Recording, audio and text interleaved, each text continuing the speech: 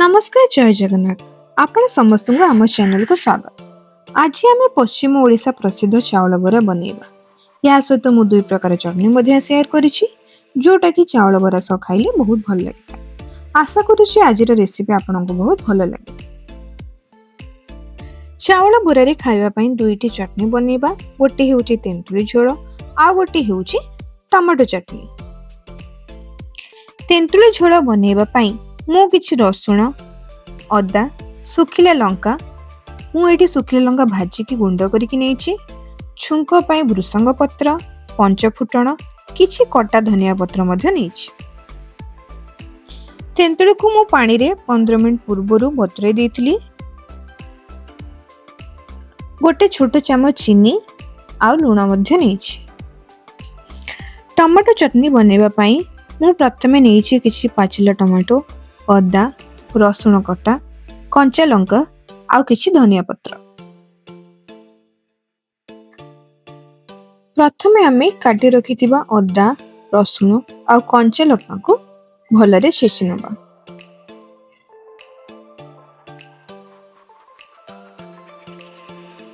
बतुरई रखिथिबा तेंतुली रो मंजी चोपा को हाथ रे काढी नबा।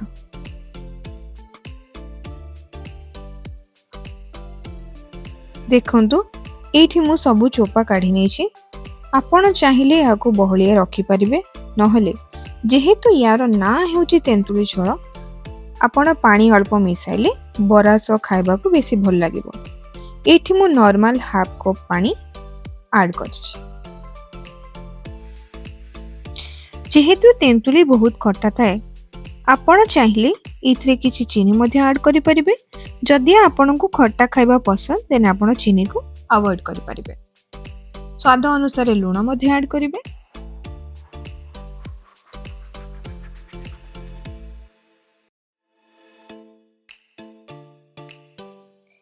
एबे मु एई तेंतुली पानी रे छेचिकी रखिथिबा लंका रसुण आ अदार छेचा पकेबी। सुखिला लंका जो मु भाजिकी नेइथली ताको मध्ये एथिरे मु ऐड करिबी।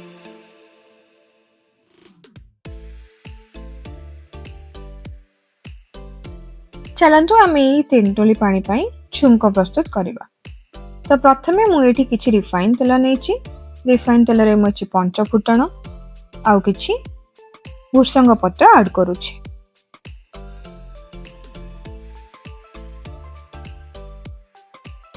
छुंक ठंडा हैला परे ही आमे तेंतुली पानी को ऐड करी भलो भाबरे घांटी नेबा। प्रस्तुत हे गला आबे हमरा तेंतुली झोल।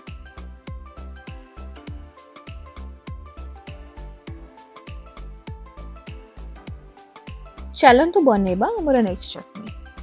काटी रखिथिबा टमाटो लंका रसुण अदा एवं धनिया पत्र को गोटे ब्लेंडिंग जार रे दे दबा। गोटे रु हाफ स्पून पानी दे दबा एवं यहा को भलरे ग्राइंड करना।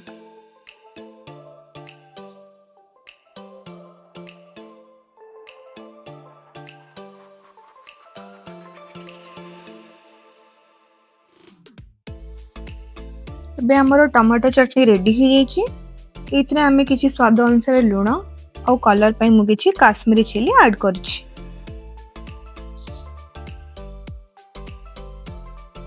लास्ट रे किछि आमे धनिया पत्र मध्य ऐड करि नेबा। रेडी ही गला हमर अबे टमाटो चटनी। इठी एबे बिरि चाउल बैटर रूम टेंपरेचर रे नॉर्मल ही जाइछि। ता सहित मु नेछि गोटे इंच अदा किछि कंचा लंका खाइबा सोडा जुआनी एवं स्वाद अनुसार लूण।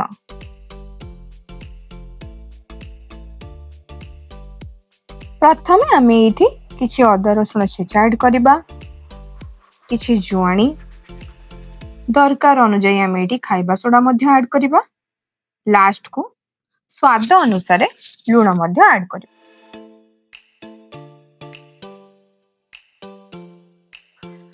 लूण एठी ऐड करि सारला परे बैटर टी को भलो भाबरे मिक्स करे नबा।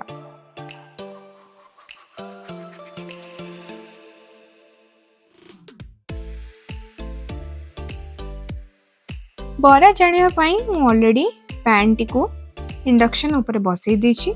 तेल मध्य गरम हो गलानी। एबे आमे छोट छोट बॉल बने बरा को छाणिबा स्टार्ट करबा।